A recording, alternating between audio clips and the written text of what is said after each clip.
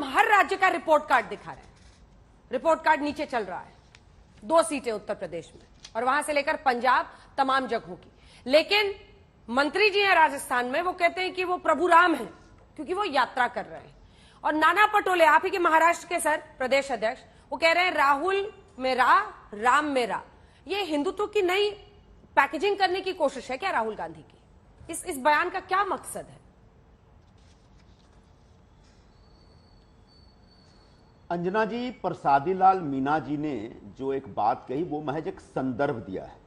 इसके ऊपर इतना हाय तौबा मचाने का कोई मतलब नहीं है। पूरी जो भारतीय जनता पार्टी परेशान हो गई कि राम की तुलना राहुल गांधी से कर दिया, राहुल गांधी की तुलना राम जी से कर दी। इतना भी ज्यादा उत्पात मचाने की जरूरत नहीं। पटोले जी कह रहे हैं, संदर्भ था, उन्होंने संदर्भ कहा कि भाई राम ने भी बहुत बड़ी, आगे आता हूं, राम ने भी एक पदयात्रा की थी और पूरा कर ले, पटोले जी पे भी आता हूं। उन्होंने राम ने एक पदयात्रा की थी और रावण का सर्वनाश करने वो पैदल चल के गए थे। वैसे राहुल गांधी भी जो कन्याकुमारी से निकले हैं कश्मीर तक की पदयात्रा को, रावण रूपी कई बुराइयों का नाश करने के लिए निकले हैं। और वो एक बहुत ही तपस्वी अंदाज में, जो हमारे देश में पदयात्रा, तपस्या, इन सब चीजों का एक बड़ा महत्व है। ये हर तपस्या आपको बल देता, आपको शक्ति देता, आपको ऊर्जा देता, आपको प्रेरणा देता है। तो राहुल गांधी इस प्रकार के अच्छा, राम एक हमारे देश के आदर्श हैं। हर व्यक्ति को राम का अनुसरण करने का हक है।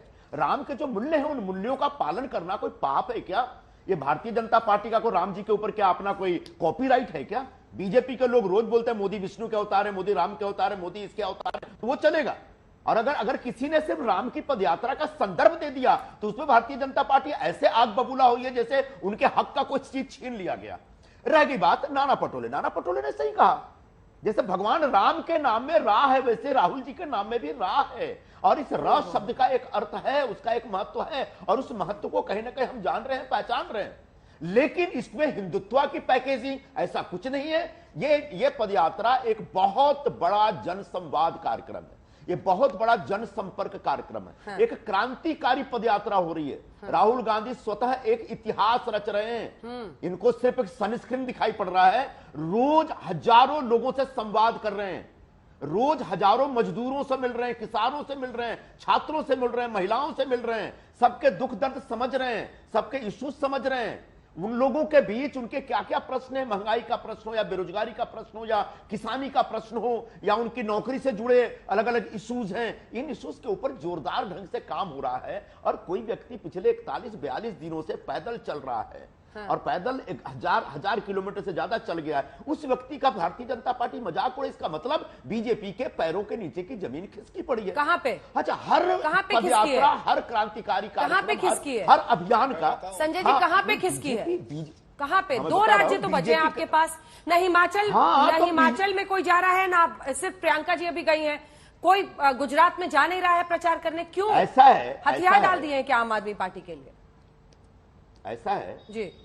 एक तो सबसे पहली बात कि गुजरात में कोई प्रचार नहीं हो रहा। ये जो ढकोसला आप लोगों का है और आप लोगों ने जो इस प्रकार का एक दुष्प्रचार शुरू किया, उसको अपने पास रखिए।